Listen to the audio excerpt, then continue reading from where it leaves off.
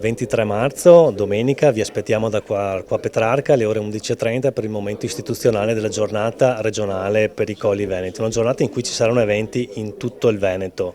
La Regione Veneto ha finanziato circa una cinquantina di iniziative, cofinanziato anzi, altrettante se non di più sono iniziative che partiranno in via autonoma, quindi ci aspettiamo centinaia di iniziative durante la giornata dei Colli ma anche durante l'anno.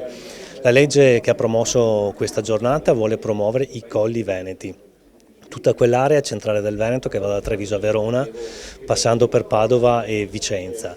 Domenica 23 marzo ci saranno tantissime attività, in gran parte anche gratuite, quindi vi invitiamo ad essere presenti sia da qua a Petrarca ma anche nel territorio regionale. Le iniziative le potete trovare sul sito Umpli Veneto, dove entrate, potete cliccare Colli Veneti e all'interno trovate localizzate le iniziative con la descrizione. Quindi se domenica 23 non sapete cosa fare ma anche durante l'anno e volete visitare i Colli Veneti, vi aspettiamo. L'anno scorso ci sono state migliaia di presenze e ci attendiamo che anche quest'anno siano altrettante, un'iniziativa che sta crescendo e che crescerà sempre di più. È un orgoglio per me ospitare la quarta giornata regionale di Colli Veneti ad Arco a Petrarca il giorno 23 marzo 2025 e per me è un orgoglio anche avere la cerimonia ufficiale che si svolgerà in piazza Petrarca alle ore 11:30.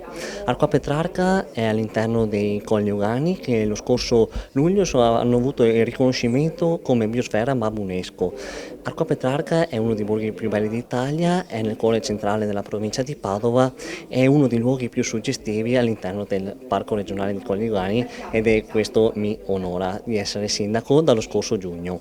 Queste iniziative come quella dei Colli Veneti è realizzabile grazie alla sinergia tra la Regione Veneto, la provincia, le amministrazioni locali e anche le pro loco del territorio, le quali io definisco il braccio destro delle amministrazioni comunali, perché sono loro sempre disponibili a organizzare eventi e mantenere vive le tradizioni culturali ed enogastronomiche del nostro territorio. Quindi io vi aspetto ad Arco a Petrarca domenica prossima, domenica 23 marzo, per questa cerimonia con molte attività che potrete vedere nei vari social della regione e anche del comune e dell'Umpli sia Veneto che anche di Padova.